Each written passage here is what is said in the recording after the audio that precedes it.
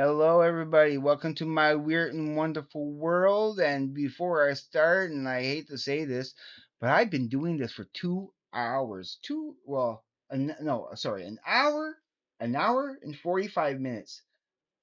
Yeah, yeah. Because this is my sixth take, at doing this for you guys. And for whatever reason, okay, the first couple of times is because I thought I was going a little too long, okay, and I wanted to try to condense it and shorten this up. And this is probably wasting time here doing this, just telling you about this. But this, and then I got interrupted, and then twice it turned off on me. I'm in the middle of doing a video, and it turns off on me. So the first time it turned off on me, it I realized it's because of I had too many. I recorded too many takes, and there was too much information on there, and I had to delete some. Okay, so I go and delete it, but I didn't empty the wastebasket. So the next time, again, there's no more memory on my computer. I don't have enough memory. And then again, it stopped on me. So I had this last time I had to go and and and empty the wastebasket, empty my recycling bin. So hopefully this is the last time I do this. This is the sixth time I did this video. And I really want to make a video, and I'm determined to finish this, because I'm not going to waste all that time and not give you a video. It's just so discouraging. All these little hangups, the almost 2 hours, almost 2 hours. I started at 3 o'clock. It's 4:46. You know, okay. I'm going to leave timestamps so you can skip all of this and get right to the point. Okay. Yeah, I'm a little aggravated.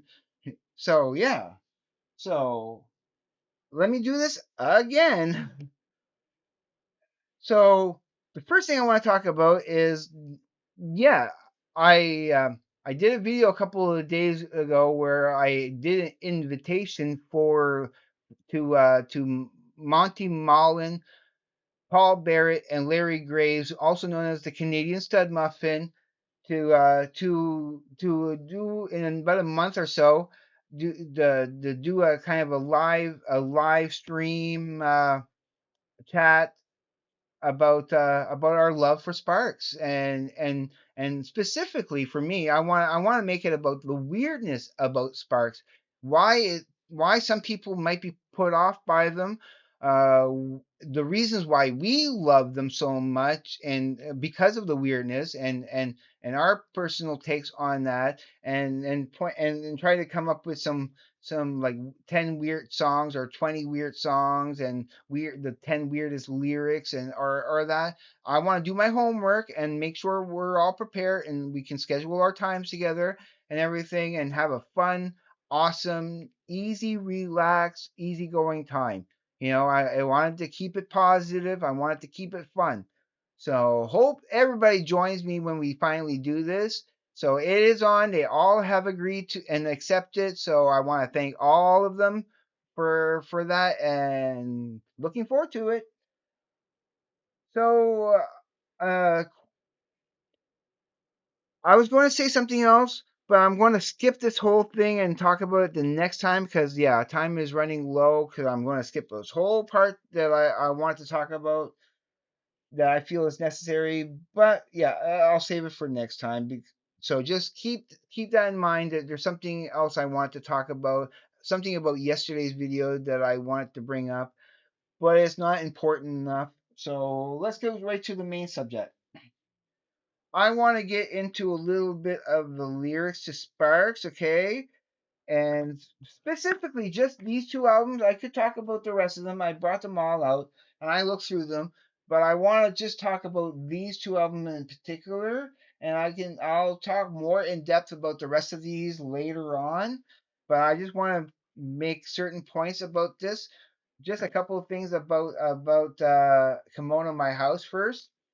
because this is the first album I first heard of them. Okay, but before, a quick side note I really want to get into is I was looking at the liner notes for Number One in Heaven. There's no lyrics in here, okay? But I was reading through that quickly, and something popped out at me that I hadn't noticed before, and I just learned it for the first time today, and it kind of woo blew my mind a tiny bit. And I'm not reading the whole thing. It's just the part where it says, later on, the Sparks moved to France where they secured a cult following in the early 80s. Russell and Ron Day, their real surnames, recorded further albums like blah, blah, blah, blah, blah. And yeah, it's Day. Day. Their actual surname was Day, and they changed it to Male. I'm sure they did it on purpose to keep that pun in the air of we are men, like and that you're here to listen to a couple of males. We are male. We are men, and it's such a great juxtaposition. They would have worked perfectly, but no. Using a male is poetic. It's poetic and clever and clever. And that's the thing with the genius of Ron, with his lyrics and his cleverness and his weird and wacky point of view.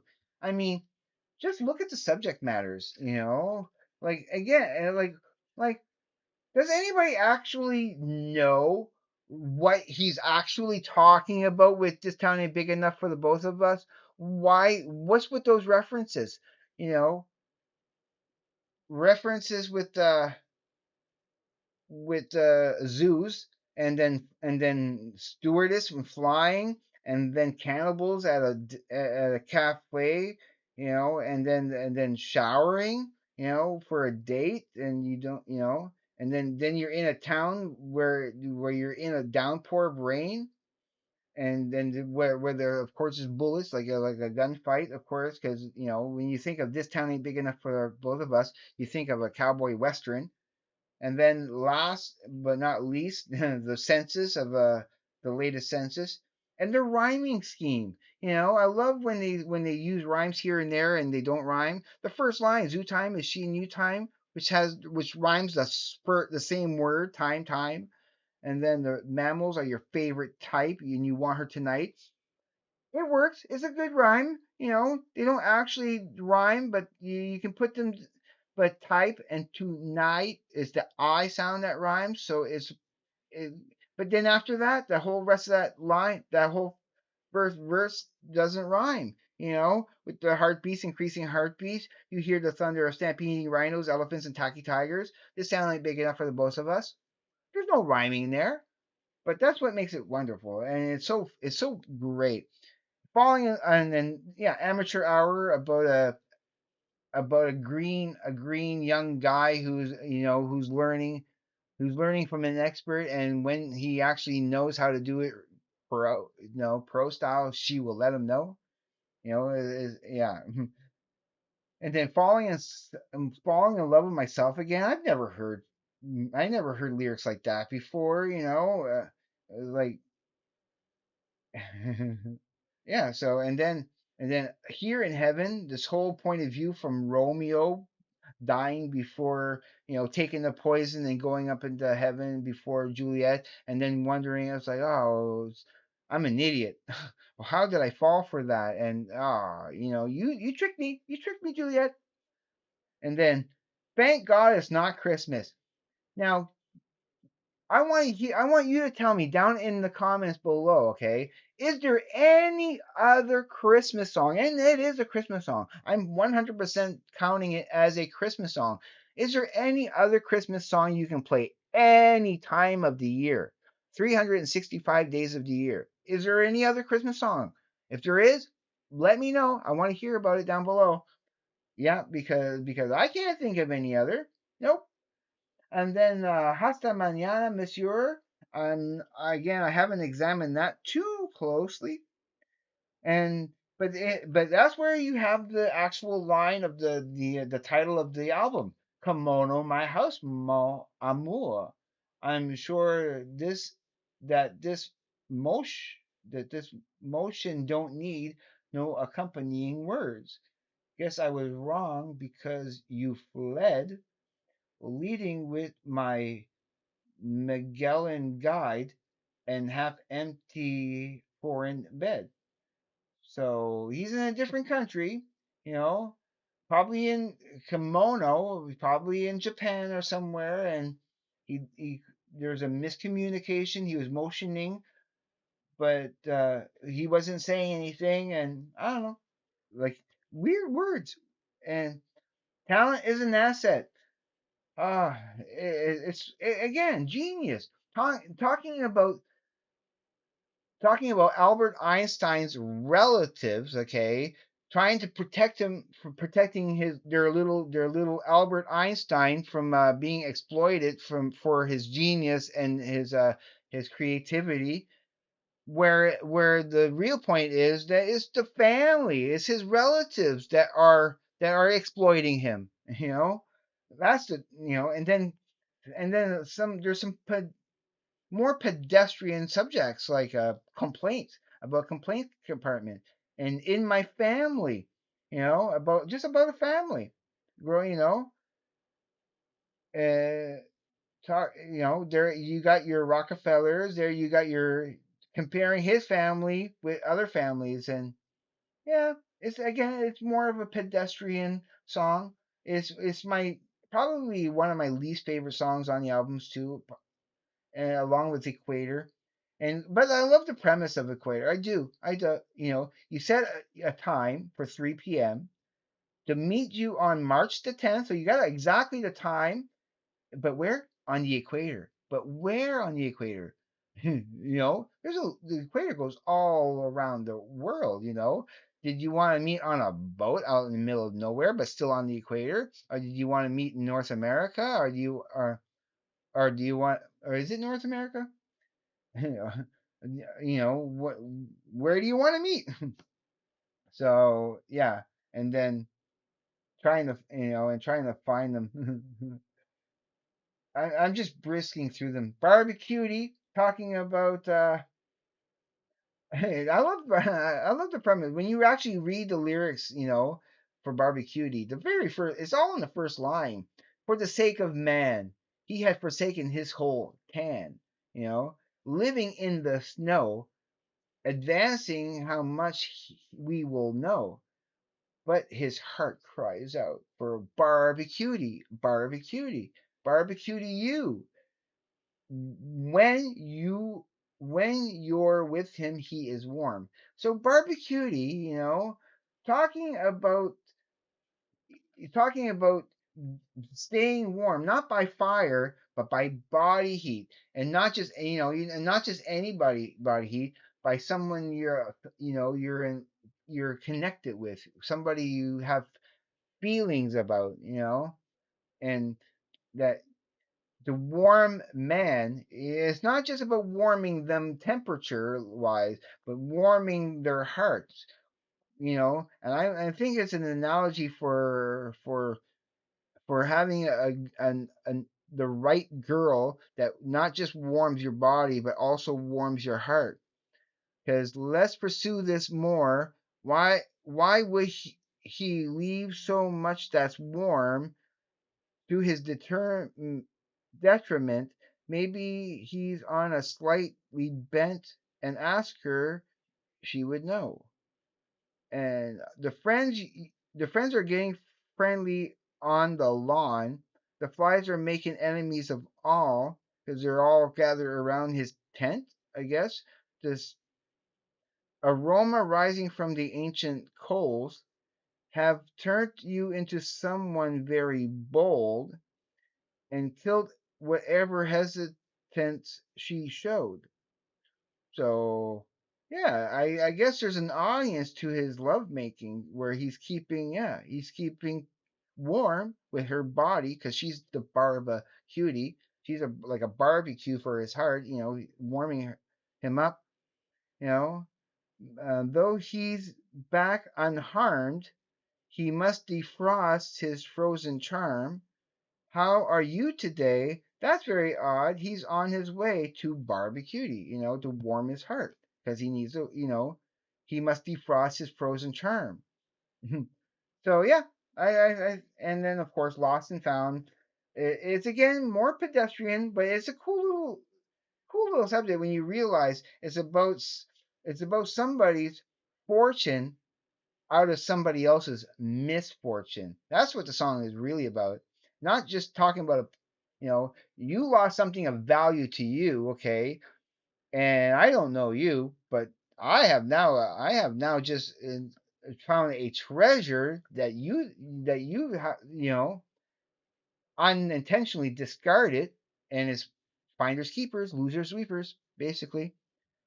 Now I'm going to go quickly through the a couple of lyrics of propaganda, and this is now I'm going to refer to Paul Barrett and his concept with Metasparks, saying that he thinks Ron is that most of Ron's lyrics, and I 100% agree, that when Ron, almost all of Ron's lyrics is talking about the band themselves, them two, and their relationships with record companies and all that, and how they receive their fans. And whenever they're talking about a love interest of any kind, you can interpose that topic with their muse.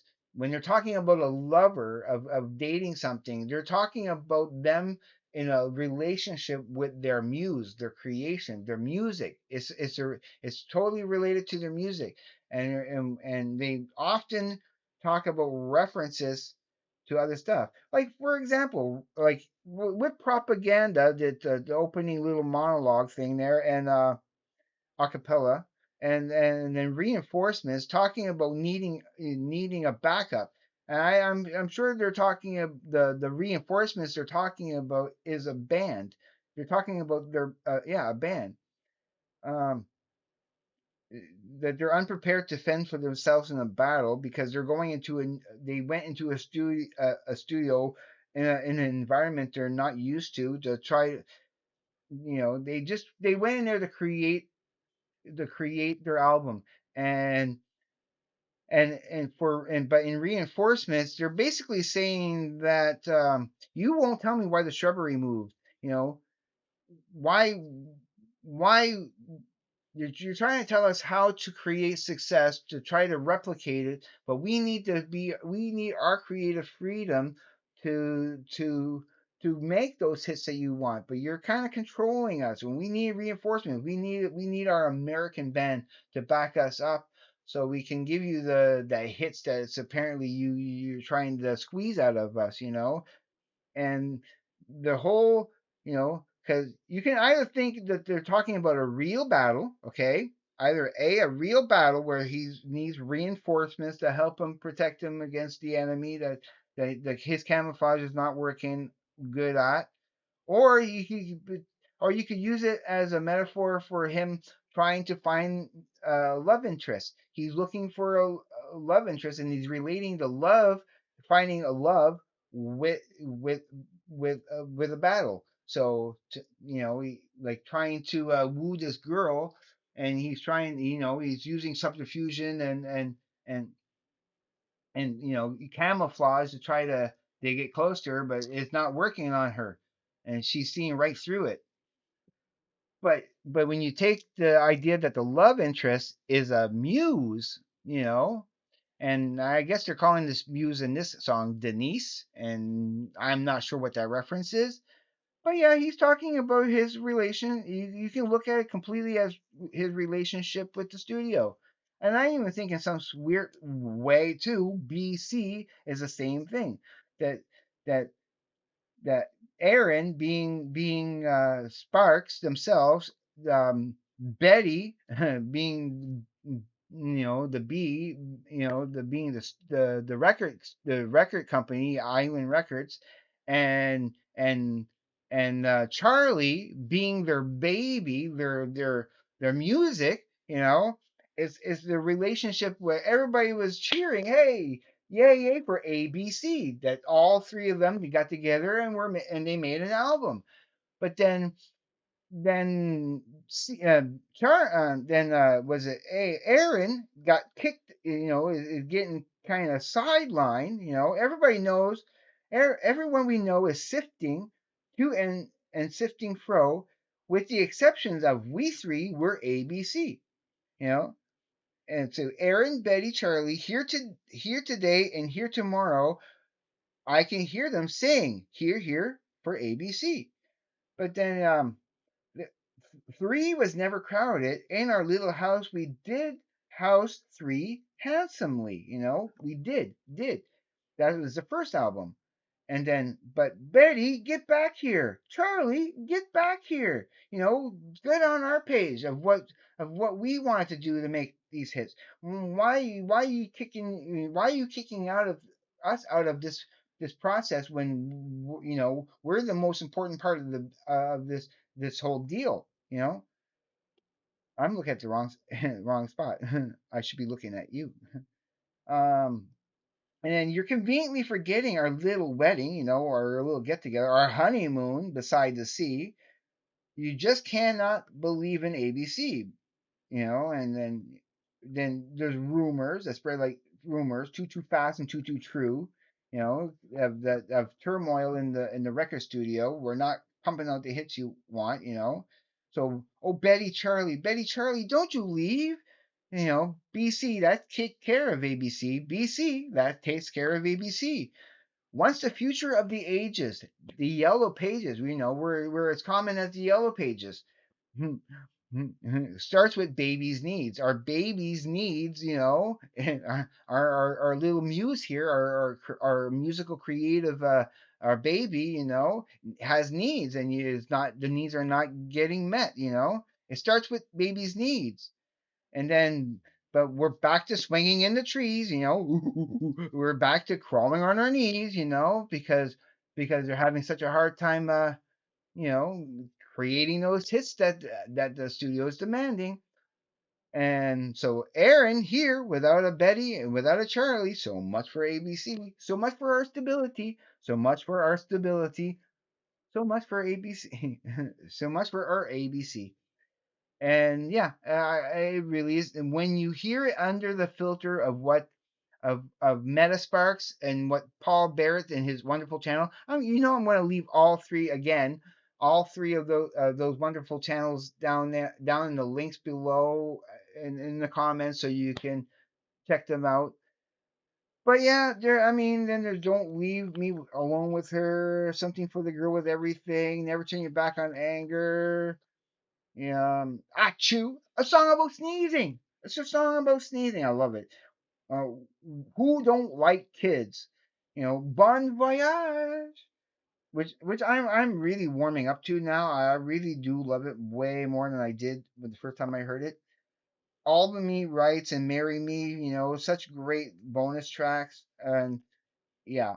So that is my little quick take on the weirdness of Sparks, and also to highlight that I agree 100% with Paul Barrett and his take on what he thinks Sparks, and that's why I think with all three of us together, all four of us together, of me, Monty Mullen, Paul Barrett, and Larry Graves, that's gonna be a fun time that I'm really looking forward to. I just hope that I'm up to snuff to keep up with the pros. Well, anyway, I'm going to let you go because I've wasted so much time doing this. Yeah, it's over 2 hours that I've been doing this, trying to give you the best content that I can. And so I finally got to finish, and there was no hangups, no interruptions. It's a little bit longer than I want to do it, but who cares? As long as I keep it under 25 minutes, I'm fine with that. I love you all. You know how special you are to me. If you consider subscribing, if you haven't done so already, I'm going to love you even more, and appreciate you like I do all my subscribers. But I love everybody. Everybody who I don't care who you are. So everybody out there, please be safe. Take care. I will see you on the flip side.